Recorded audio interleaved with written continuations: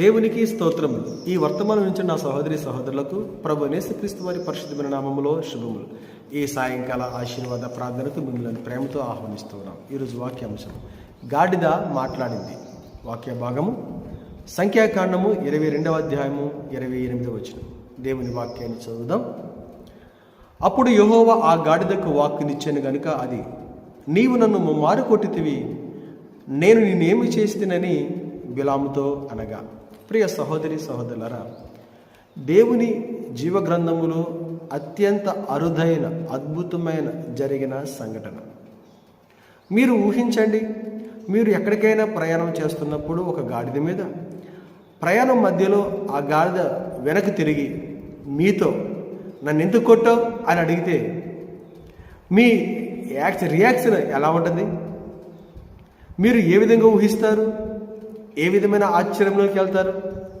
అవును, అలాంటి సంఘటనే, నిజమైన సంఘటన బైబిల్ గ్రంథంలో జరిగింది. ఇది ఒక అద్భుతం, ఆశ్చర్యం. ఇక్కడ సందర్భం ఏంటంటే, ఇశ్రాయేలు ప్రజలు యోర్దాను నది దాటి కనాను దేశం వైపు ప్రయాణం చేసి వెళ్తూ ఉన్నారు. అలా వారు ప్రయాణం చేస్తున్న సందర్భంలో మోయాబు దేశం వస్తుంది. ఆ మోయాబు దేశపు రాజు బాలాకు ఇశ్రాయేలు వస్తున్న ప్రయాణం చూసి భయపడి తన దేశంలో ఉన్న బిలాము అనే ప్రవక్త దగ్గరికి వెళ్ళి బిలాముతో మాట్లాడుతూ, నేను నీకు ఎంతో డబ్బులు ఇస్తాను, ఎంత అడిగితే అంతకంటే ఎక్కువ పైసలు నీకు ఇస్తాను, అయితే ప్రయాణంతో వస్తున్న ఇశ్రాయేలు ప్రజలను నువ్వు శపించు అని అడుగుతాడు.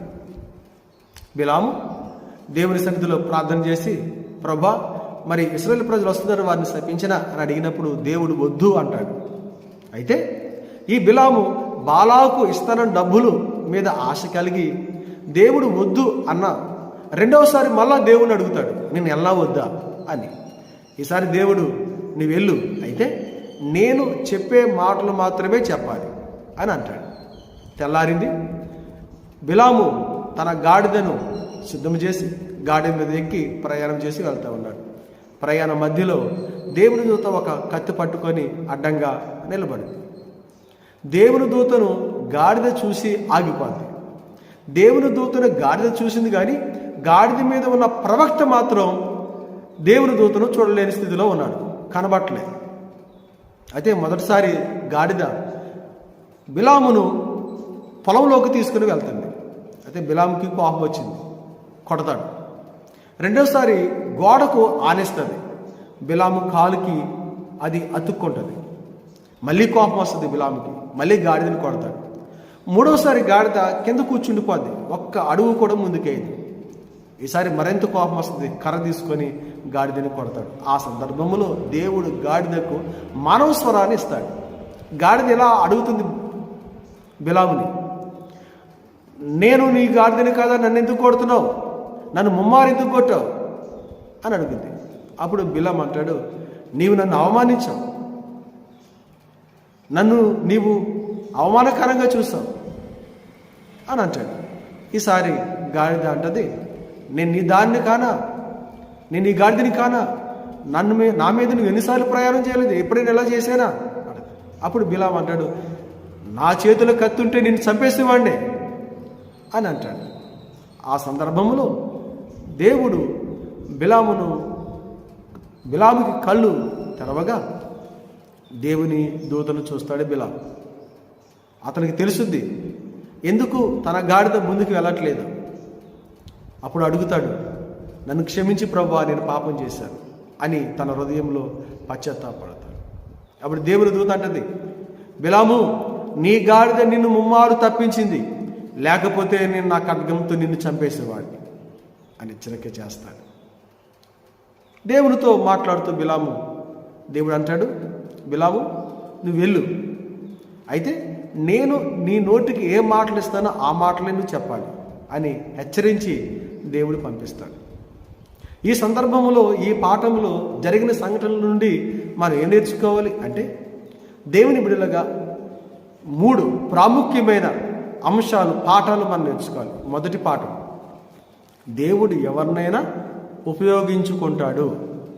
మొదటి కొరింథీయులకు రాసిన పత్రిక 1వ అధ్యాయంలో మనము చూస్తాం, ఆయన బలహీనులను, జ్ఞానం లేని వారిని కూడా ఉపయోగించుకుంటాడు. నేను చిన్నవాడిని కదా, నేను ఇది చేయగలనా, దేవుని పనిని చేయగలనా, నాకు బలం లేదు కదా, నాకు డబ్బు లేదు కదా, నాకు జ్ఞానం లేదు కదా, నాకు సరైన వస్త్రాలు లేవు కదా, నేను సరిగా మాట్లాడలేను కదా, నాకు పాటలు పాడడం రాదు కదా, నాకు వాయిద్యాలు వాయించడం రాదు కదా, నేను 10 మందిలో నిలబడడానికి నాకు సిగ్గు కదా, నాకు భయం కదా, నా మాట నత్తి కదా, నాకు తెలివి లేదు కదా, ఇలా అనేక సాకులు మనము చెప్పినప్పటికీ దేవుడు ఎవరినైనా బలహీనులను ఉపయోగించుకుంటాడు.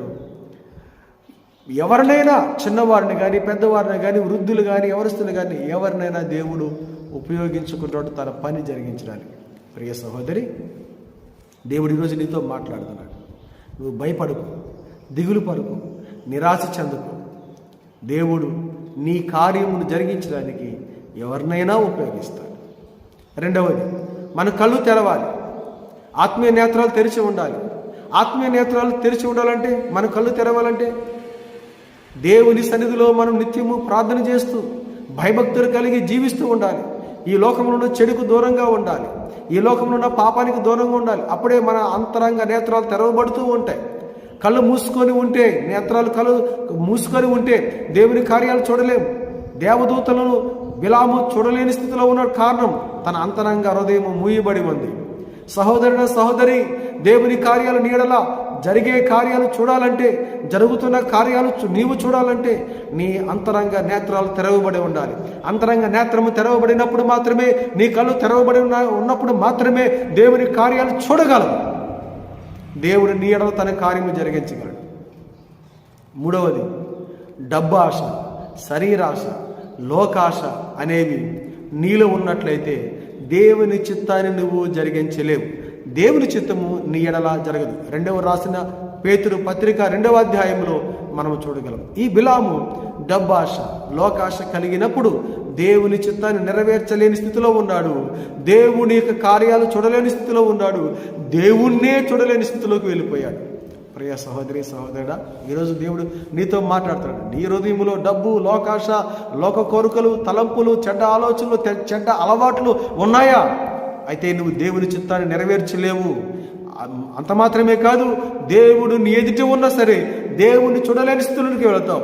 దేవుని కార్యాలు నీ చేతి పక్కనే ఉంటాయి, దేవుని కార్యాలు నీ పక్కనే ఉంటాయి, దేవుని కార్యాలు నీ ఇంటి పక్కనే ఉంటాయి, నీ గడప ముందే ఉంటాయి. కానీ ఆ కార్యాలను పొందుకునే అర్హతను కోల్పోతావు. గల కారణం, నీ కళ్ళు తెరవబడి లేవు. నీ హృదయంలో ధనాశ, లోకాశ, పాపపు కోరికలు, పాప ఆలోచనలు ఉంటాయి. ఈరోజు దేవునితో మాట్లాడుతున్నాడు. బిలాము తన తప్పు తను తెలుసుకొని పశ్చాత్తాపడి నేను పాపిని ప్రభు అని ఒప్పుకున్నట్లుగా ఈ దినము ఈరోజు దేవుడు నీతో మాట్లాడుతున్నాడు కనుక నీవు నీ తప్పులు, నీ పాపం ఒప్పుకున్నట్లయితే నీ ప్రయాణము సుఖముగా, సంతోషంగా దేవుడు జరిగిస్తాడు. దేవుడు నడిపిస్తాడు. దేవుడు ముందుంటాడు.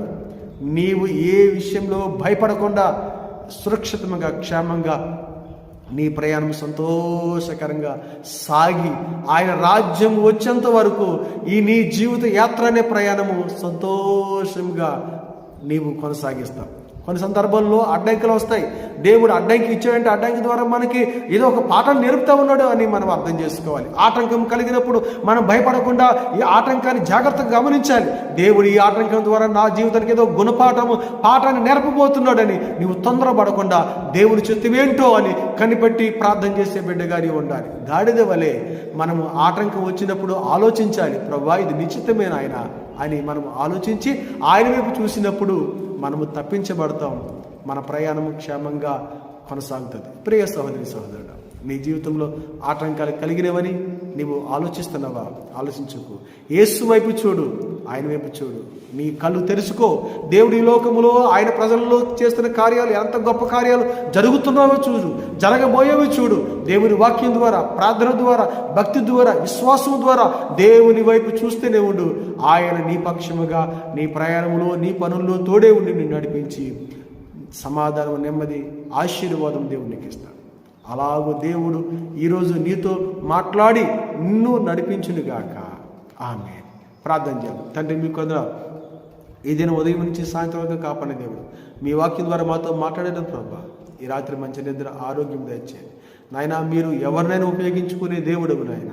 మా కళ్ళు తెరిచి ఉండడానికి ప్రభువా అయ్యా తండ్రి మీరు హెచ్చరిక చేస్తున్నందుకు వందనాలు. మా హృదయంలో ధనాశ, లోకాశలు, పాప కోరికలు తండ్రి తీసివేసుకోమని ఈరోజు మీరు హెచ్చరించిన ప్రభు ఈ వాక్యం బట్టి మీకు స్తోత్రాలు. అలాగూ మమ్మల్ని నడిపించండి. యేసయ్య నామములో ప్రార్థిస్తున్నాము తండ్రి. ఆమేన్.